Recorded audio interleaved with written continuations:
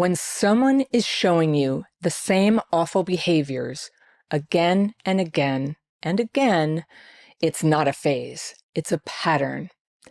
If they shut down when you're upset, if they're warm one day but distant the next, if they say they care but they're never really there for you, that's not just a rough patch in your relationship, that's emotional unavailability. And for people with childhood trauma, it's dangerously easy to get used to. If you grew up in a home where your feelings were ignored or shamed, you learned early on not to expect emotional presence from anyone. You learned to guess what other people were feeling, to tone yourself down, be small, take care of other people's moods, and keep your own pain to yourself. So when someone now in your life seems distant or avoidant or checked out, it feels familiar. You may not like it, but it doesn't necessarily feel wrong. So you wait, you try harder, you tell yourself they just need time, or it's just their trauma, they just should go to therapy. But what you're really doing is blocking out reality. You feel the disconnection. You feel the loneliness that is the result of someone being emotionally avoidant with you. But you convince yourself that this is just what relationships are, that wanting more is your problem. You're asking too much. Now, that kind of coping disconnects you from your own clarity. It connects you from your soul, and it keeps you stuck with people who cannot and will not meet you emotionally. You don't want that. Now, emotional unavailability isn't always obvious. It doesn't mean someone is mean or abusive. It doesn't mean they're bad. It means they're not willing or able to meet you with openness, with emotional honesty or consistency. So sometimes they seem present, but only when it's easy for them, or when they're scared of losing you, they show up. Not when you're upset, not when something hard needs to be talked about, not when closeness might require them to feel something uncomfortable. They'll share surface level things. They'll say, I miss you. They might even get affectionate when you pull back or when you try to set a boundary. But when it's time for real connection, to be vulnerable, to repair, to stay emotionally attuned when you need something, poof, they're gone. Or they shut down. They change the subject. They go away. They go quiet. Or they make you feel, like you're just being too intense.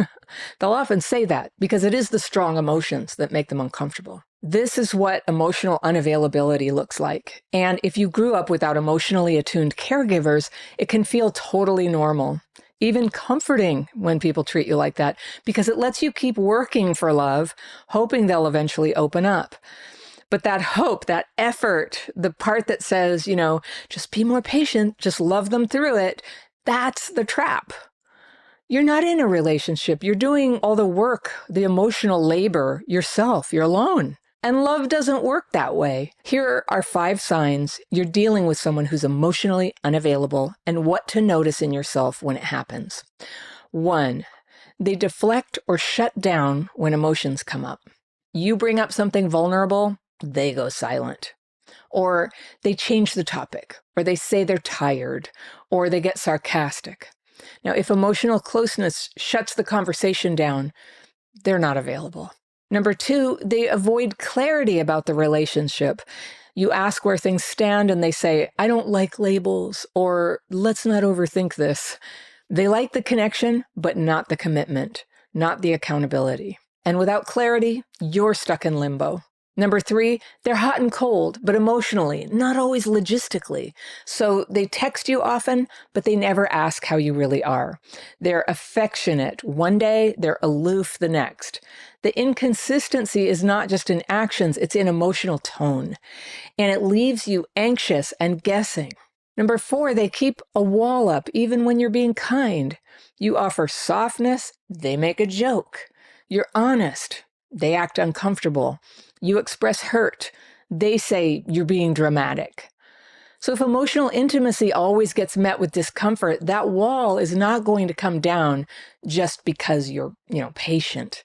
Number 5, you feel lonelier with them than without them. And this is the big one.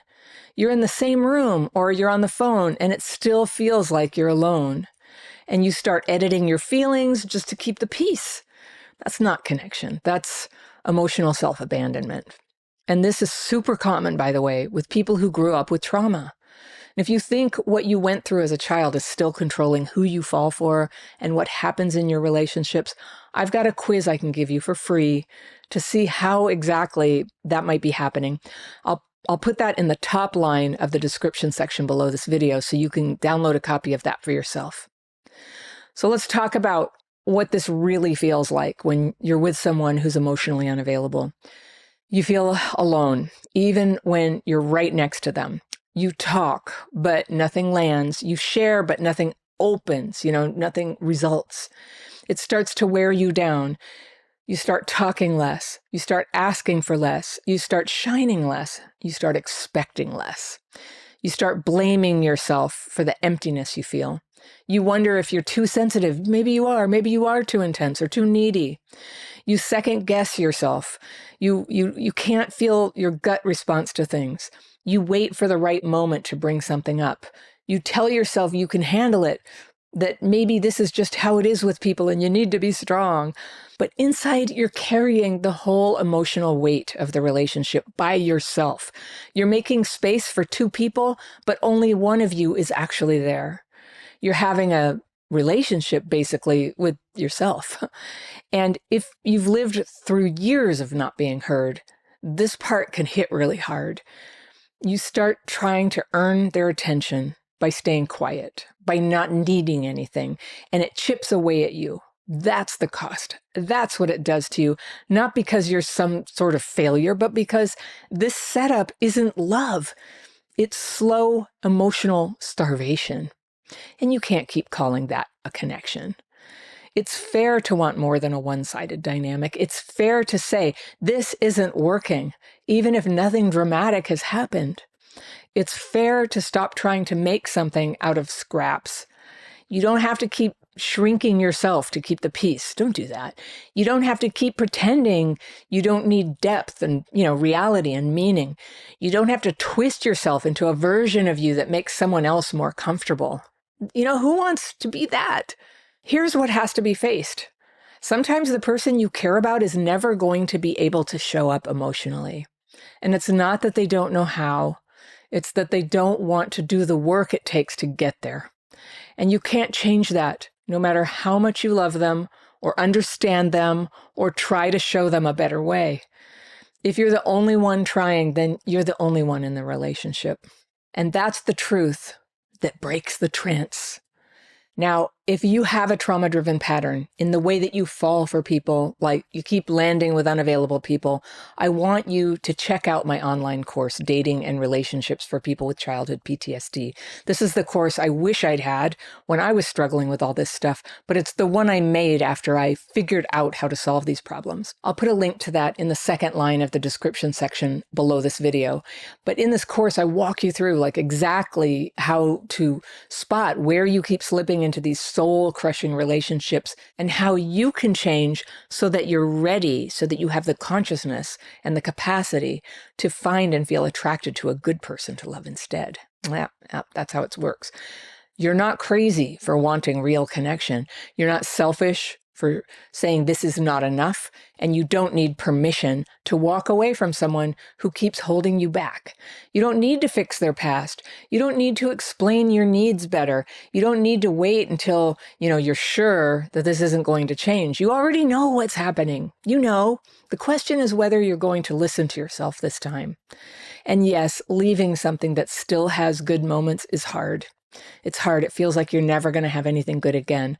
But staying in something that's draining you and silencing you and hollowing you out, that is harder. So if you're done carrying the weight for two people, let that be enough. You can stop now. You can step back. You can protect what's still alive in you, even if it means letting go of what you wanted this to be. That was the potential of the relationship that you imagined and wanted very much, but it's not the reality, and now you can be free. If you like this video, I've got one that you're going to love right here, and I'll see you very soon. It's hard to perceive accurately what's going on in those moments, what just happened? What's the actual problem? Is it me? Is it the other person? What am I supposed to say?